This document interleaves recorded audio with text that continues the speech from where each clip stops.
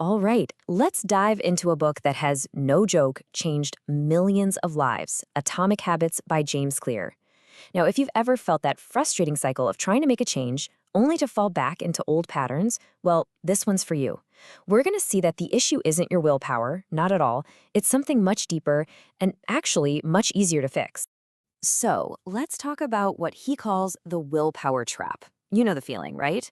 That big burst of New Year's energy. You're going to change everything. And then, a week later, you're back on the couch.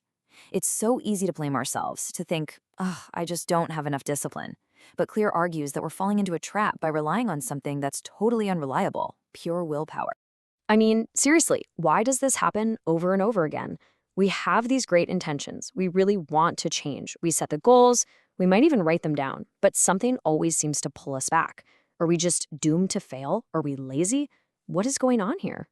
And this is the big reveal, the core idea of the whole book. Ready? The problem isn't you. It never was. It's your system. Think about that. You don't rise to the level of your goals. You fall to the level of your systems. That one sentence changes everything. Okay, so if going for these massive, life-altering changes is the wrong approach, then what's the right one? Well, the answer is kind of counterintuitive. It's found in the power of tiny, almost unnoticeable gains. Yeah, let's actually look at the math behind this because it's pretty mind-blowing. This is what Clear calls the 1% rule. And the key word here is compounding.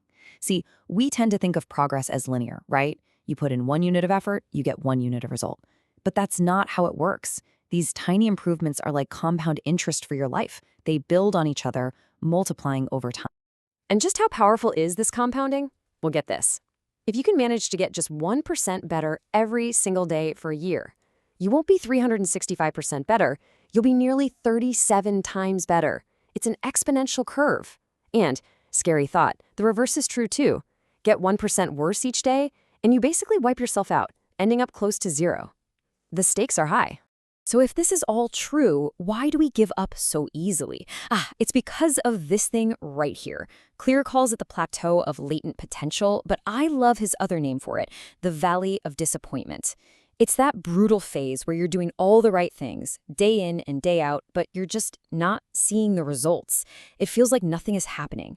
But under the surface, that potential is compounding, just waiting to break through. This is the danger zone. This is where most good intentions go to die. So how do we push through that valley? How do we make sure our efforts don't go to waste? Well, this leads us to the next huge mindset shift in the book. It's about taking your eyes off the destination and focusing, really focusing, on the path itself. I mean, just read that. Winners and losers have the same goals. Think about it. Every single team in a league wants to win the championship. Every job applicant wants the job. The goal doesn't separate anyone. What does separate them? It's the system.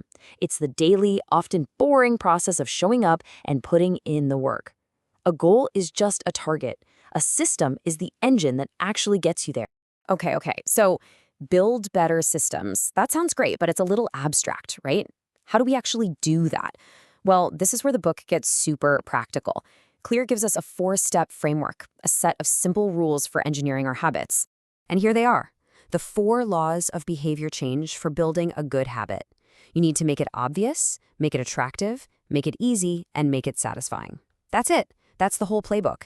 Think of these as the 4 levers you need to pull to make any good habit stick. All right, law 1. Make it obvious. See, our brains are lazy. They run on autopilot. So you need to make the cue for your new habit super clear. The best trick for this is called habit stacking. Instead of a vague goal like, I'll meditate more, you anchor it to something you already do. For example, after I make my morning coffee, I will meditate for 1 minute. Boom. The coffee's the trigger. It's obvious. Now for law 2, make it attractive. Let's be real. Our brains are wired to seek pleasure. So we have to make the habit something we actually look forward to. A great way to do this is with temptation bundling. You basically bundle something you want to do with something you need to do. So maybe you only allow yourself to watch your favorite Netflix show while you're on the exercise bike. You start to crave the exercise because it's linked to the show. Okay, law 3 might be the most important one of all. Make it easy. We will always drift toward the path of least resistance. So you have to lower the friction. And the best way to do this is with the 2-minute rule. Whatever new habit you want to start, scale it down so it takes less than 2 minutes to do. Read 30 minutes a day becomes read one page. Go to the gym becomes change into my workout clothes. You're not trying to achieve the outcome yet. You're just mastering the art of showing up. That's the real habit. And finally, law 4, make it satisfying. Here's the problem with most good habits. The reward is way off in the future, but the brain wants a reward now.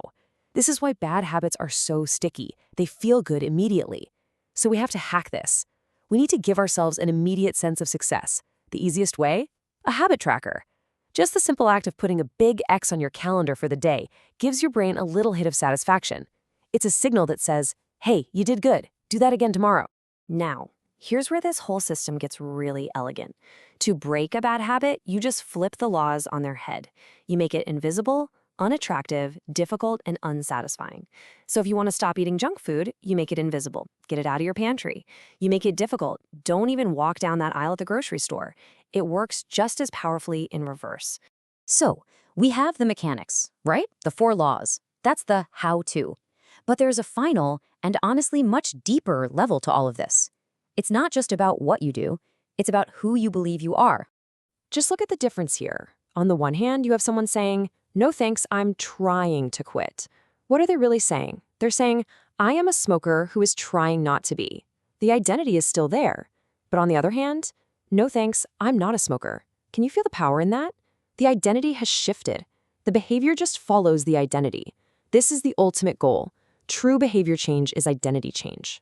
And this, right here, is probably the most powerful sentence in the entire book. Every single action you take is like a vote for the kind of person you want to become. When you read that one page, you're casting a vote for, I am a reader.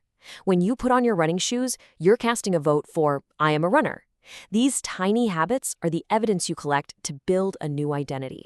So in the end, this isn't about some massive, heroic effort. It's not about waiting for the perfect moment or a lightning bolt of motivation.